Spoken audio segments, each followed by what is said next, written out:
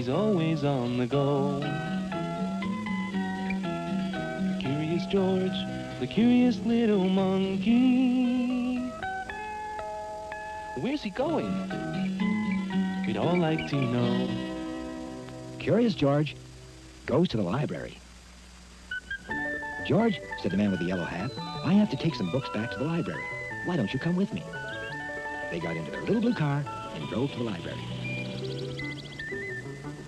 I'm going to the front desk, George, said the man. You can look around, but don't get into trouble. George went in, walked down the hall, and peeked into one of the rooms. Boys and girls were looking at picture books. Miss Adams, the librarian, was at her desk stamping piles of books with a rubber stamp. Miss Adams, called the library helper, you're wanted on the phone. I'll be back in a minute, children, said Miss Adams. Read your books and please be quiet. What was that thing on the desk? George was curious. He jumped up, picked up the stamp, and tried to do just what Miss Adams had done. He stamped and stamped and stamped. Look, there's George, said a girl. Hey, shouted one of the children, let's play follow the leader, and George will be the leader. George kept stamping. The children ran over to the desk and started to stamp books. That's fun, shouted a boy. They all cheered and made a lot of noise. Then George jumped down and leaped onto a big globe of the world. It started to spin. First slowly, then faster and faster. The children clapped and cheered again. George was giving them a good show. But all of a sudden, George lost his balance and grabbed the ring of the wall map. Down came the map, and down came George, just as Miss Adams appeared in the doorway. Oh, no, she cried. What's going on here? Stop this right away. Then she saw George. How did you get in here? I'm going to get the head librarian.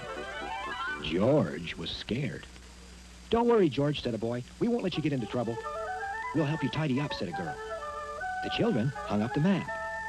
George helped. He put the stamps back and straightened out the books. Look what George has found, said one of the children. It was a book about monkeys. Let's see it. George put the book on the floor and opened it. All the children gathered round him.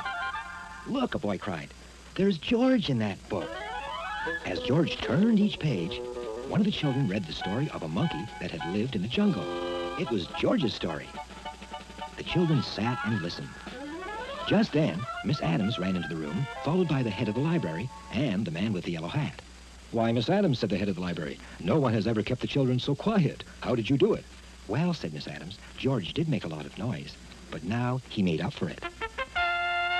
Choose another book to take home, George, said the man with the yellow hat. We've already read that one plenty of times. George chose a book, and Miss Adams checked it out. Next time you visit us, she whispered, leave the stamping to me. All the children waved goodbye as George and his friend got in their little blue car and drove back home.